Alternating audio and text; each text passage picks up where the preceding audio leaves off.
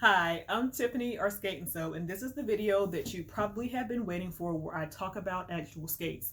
This video is actually going to cover skates that are around the $100 price point, which is a good point for budget skates. I really wouldn't go any lower about that. I talk about why in the previous video. Um, I'm going to be talking pretty fast because I'm going to go through as many models around this price point as I can. The only the only ones that I actually own are these Impalas that belong to my daughter, so we're going to start with them. Let me also reiterate again that these are my personal opinions, sprinkled with a little bit of facts, sprinkled with a little bit of what I heard from different people. I'll try to differentiate between what's what as I go along, but I will cover the basic sort of generic specs about each skate, and then I'll give you some pros and cons, and then I'll give you sort of my own personal opinions or the feedback that I've heard from others skaters. And you can disagree in the comments, just don't be rude about it. If you own any of these skates and want to say pro, con, ditto, definitely recommend against, put that in the comments. Help your fellow skaters out. We're going to start with Impalas. I'm going to just go over some of the specs for all the skates as I am talking about them. This is the only pair that I have to show. And everything in this price point is going to pretty much have a generic metal plate, and they are going to have a vinyl, pleather, vegan leather, whatever you want to call it, boot. And they're all probably going to be relatively stiff. I talked about that in the previous video. And that's just because that's just the quality that you get for a $99-ish skate. So you're going to get a vegan upper boot. You're going to get a pretty generic aluminum plate. You're going to get a bolt-on toe stop, which is the one that has the bolt in the middle. It's fixed, not adjustable. I did a whole video on toe stops. I'll get loaded soon. And then these are not the stock wheels, so ignore them. These are 62 millimeter Luna wheels, but Impalas come with 58 millimeter 80 or 82A wheels that are good for outdoor. If you don't know what those numbers mean, just know that they're good starter wheels, good enough for outdoor. I got a whole nother video about wheels on my YouTube channel, and I'm going to try to make a condensed one for this series as well. But for right now, they're outdoor wheels. They also come in women's sizes, so you should probably order your size. I also have a whole nother video already recorded that I need to share on sizing, but I have sort of like an order in my head about these things. Anyway, Impalas. The number one complaint about Impala, so we're on the cons now, is that this seam right here where the heel meets the boot has a tendency to rip. Not for everyone. A lot of people love their Impalas, have had them for months and months, and they're fine. Some people have had Impalas for 4 to 6 weeks, and they've had a heel tear. I bought these for my daughter because she's only 13 and she's fairly undersized, so she doesn't have enough weight and pressure to lift this boot up from the heel. But if you're a full-grown adult like myself, who's 5'5" and 200 pounds, I would probably steer away from Impalas. If $100 is all you have to spend and Impalas are what you can find, it's not going to kill you. I don't necessarily think they're dangerous. If you see any heel splitting, stop skating in them. Just know that if you're doing more than skating a couple of times a week, you know, like if you're really trying to do trail skating and put in miles or try to do skate parks, or you're skating every day for an hour, they're only going to have a certain lifespan. So my advice would be to pay for a better skate. But if this is all you can afford, this is all you want to spend, I think Impalas are fine for kids, teens, people who are just dipping their toe into skating and don't know whether they're going to stick with it or not and don't want to spend more than $100, or people who just want pretty color skates. My daughter happened to just want the black ones, but they of course come in the holographic and the rose gold and the Cynthia Raleigh flower ones and all kinds of colors. These start off at $95 and go all the way up to about $120 if it's one of the specialty ones, limited edition ones. Do not spend more than $125 for Impalas.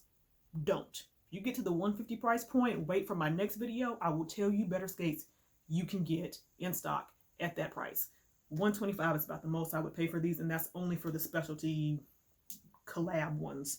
The pluses I will say is they're quite padded. My daughter says they're really comfortable. They're not wide, they're not narrow, they're sort of average, and they do offer a lot of support, which can sometimes be good for a beginner. So that's pretty much my thoughts on Impalas.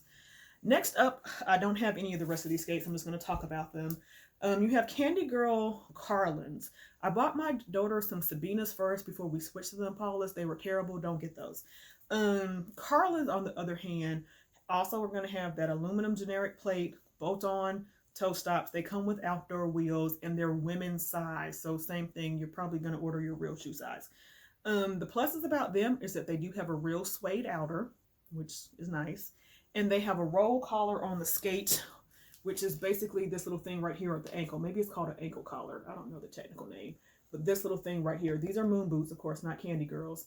But that's what they do. I probably shouldn't have shown those because I dyed those red. These are moon boots. It's this right here. Okay. So the Candy Girls have that, which I think is a plus because otherwise the back of the skate can dig into your ankle and you always have to wear thick, high socks. I don't have any negatives for them because I don't have them. And there I only know maybe 2 skaters who have them. They seem to really be happy with them. They're actually really great skaters. For beginners or even intermediate, and I haven't heard them have any complaints, but I haven't had a whole talk with them. I'm just throwing them out there as another skate that comes in the $99 price range. Moxie Rainbow Riders are probably one that people are looking at if you're looking at this price range. They also are going to have the generic aluminum plate. They come with outdoor wheels. They're also vegan leather. They are men's size, so you're probably going to have to size down. The pluses for them is that they have the adjustable toe stop, which the other ones in this price point do not have. We'll talk about toe stops in another video, but that is definitely a plus. Another plus is that they are cut wider from what I've heard from people who have them, is that they are roomier in the toe than any of the other Moxie brands, models. Sorry. What I have heard also, though, is that they are really stiff. Like, stiff. Like, your foot's trapped in there. That might be a plus for you. It might be a negative. I'm not really sure. I've never tried them on. They are new. I mean, Moxie's not new, right? But they are new. The other thing that I want to point out is that although they are Moxie, they are not made here in the US like the Lollies or the Jackboot. They're made overseas and shipped here like a lot of other budget skates. So I wouldn't put too much emphasis on the fact that the Moxie brand is on them. That doesn't necessarily mean that they're better than any of the other $99 skates. Now, I don't think you're going to have the heel separation issue that that people have had with the Impalas, but they haven't been out long enough to really know. That's number one. The only real plus for me with those in this price point is having the adjustable toe stop. All right. Next up are Sure Grip Malibus. Actually, they're my last skate.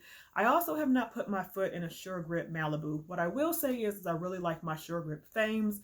And Sure Grip is a fairly old skate company. They started off making plates that I think Rydell used, and they moved on to making their own boots.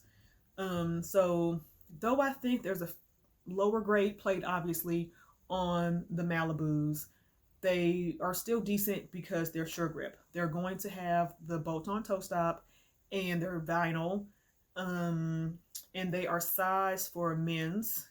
And Sure Grip sometimes sends out stuff with indoor or outdoor wheels, so check where you're getting them from, which wheels come on them. But they should come with the Malibu wheels, which are outdoor. The pluses, like I said, is that they're a quality brand. They've been around for a while, so they should be constructed pretty decently. Sure Grip in general are cut a little bit wider if that's important to you. Yeah. The minuses, I would say, are they're not padded. So the Sure Grip Fames, which I have, these are not Malibus, these are Fames, are the vinyl, which holds up pretty decently. But they have all this padding on the inside. I'll talk about these in another video. The Malibus do not have that. They do not have the ankle collar. So I don't imagine on your foot they're as comfortable as some of the other skates just because they lack that padding.